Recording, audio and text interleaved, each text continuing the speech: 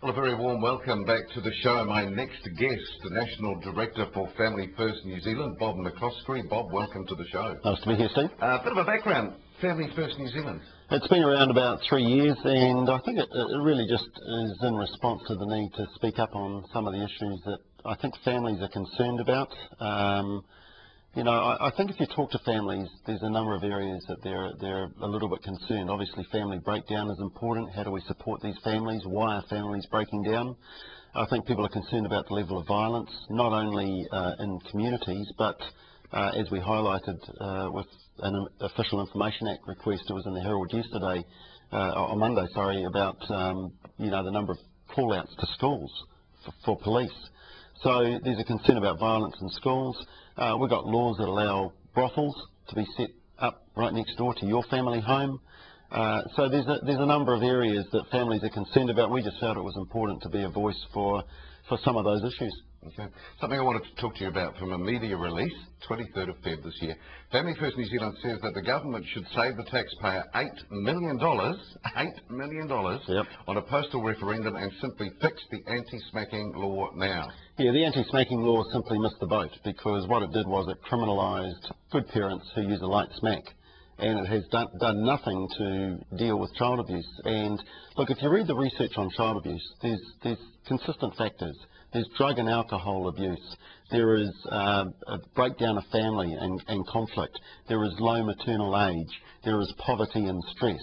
When you have those factors, then you get child abuse, and we need to tackle those. I thought the fire service analogy was very good. Rather than wait for the fire, put in the precautions before it happens. And that's what we need to do with families. We actually need to know when there are young children, is there risk factors there? Is there drugs? Is there alcohol abuse? Is the money all going on the pokie machines? Are the kids being fed? We need to work with these families and strengthen them. For any parent who's had kids, you know how stressful it is. And sometimes you do lose your rag.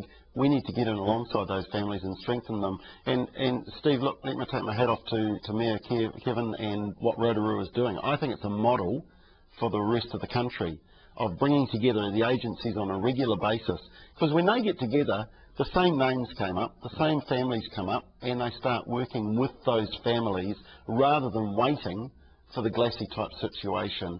And, we've got to be more proactive. Somebody said, we've got so many ambulances at the bottom of the cliff, there's no more parking spaces. So, we've got to be more proactive at the top. Would you say that we've sort of developed a society, and I guess I feel it myself, that parents have become too afraid to put their hand up and say, look, I'm not doing anything wrong, but just right now I'm not coping. Yeah, I think we need to develop an environment where parents can say I'm not coping and not think that, hey, as a result their kids are going to be taken away, that they can get the support they need. A prenatal service, postnatal. I mean, hey, when most mums have a baby, they're in hospital and they're sort of, shoved out as soon as they can, and they go home. What support do we offer? We have driven groups like Plunket to their knees where they're having to go out and fundraise themselves. Sure, we've got the 24-hour call service back, but it's actually going into homes. It's working with families, working with mums. It's a stressful time having young kids, and especially if it's your first one, and when it's a solo parent, that's an extra struggle. When it's a teenage mum, there's extra factors there. So, I think we need to do more stuff at the top of the cliff. So, what's the main thing that's changed? I mean, from when my mum was a mum with me, things just seem to have... What's happened? Well, I guess that's open for debate. We would say that there's a couple of things. Firstly, that we have weakened the importance of marriage. We don't talk about the importance of marriage.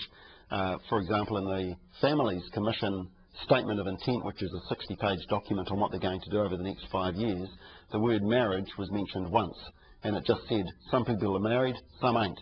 And that was it in their Statement of Intent for the Families Commission.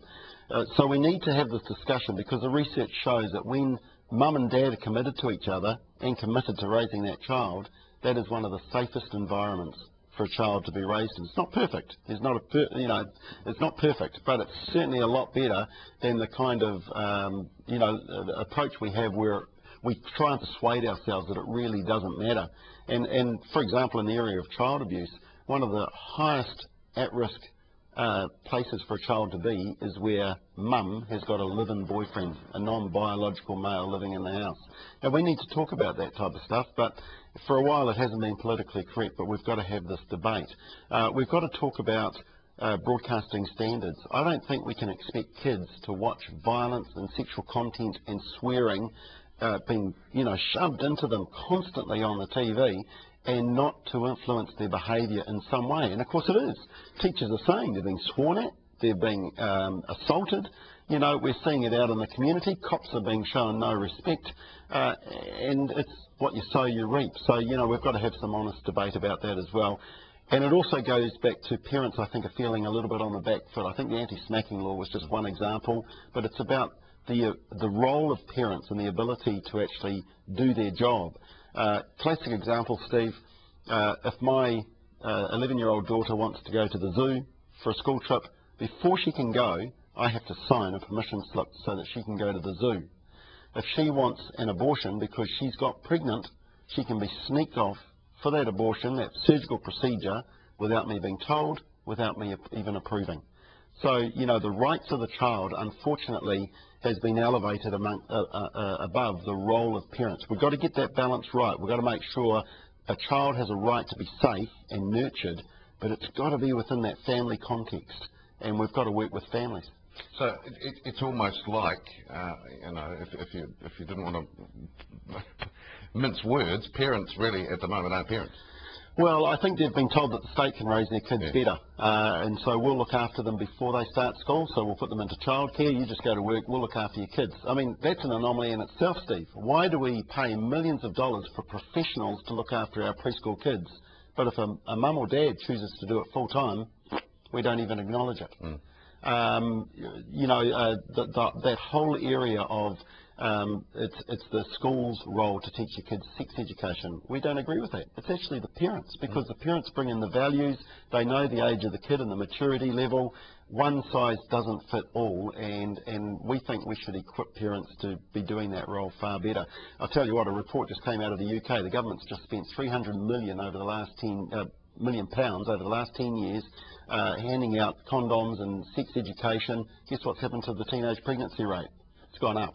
What do you expect?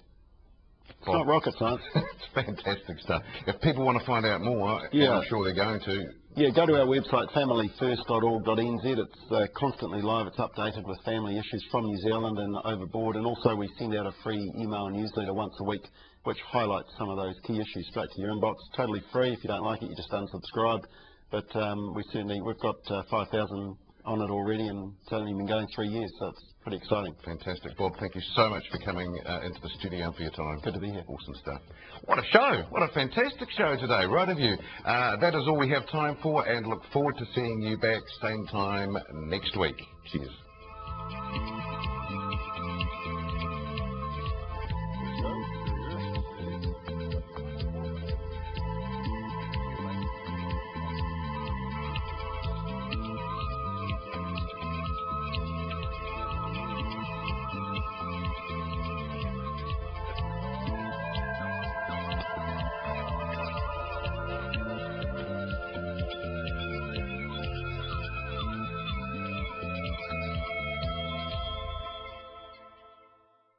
Supporting local content so you can see more of New Zealand on air.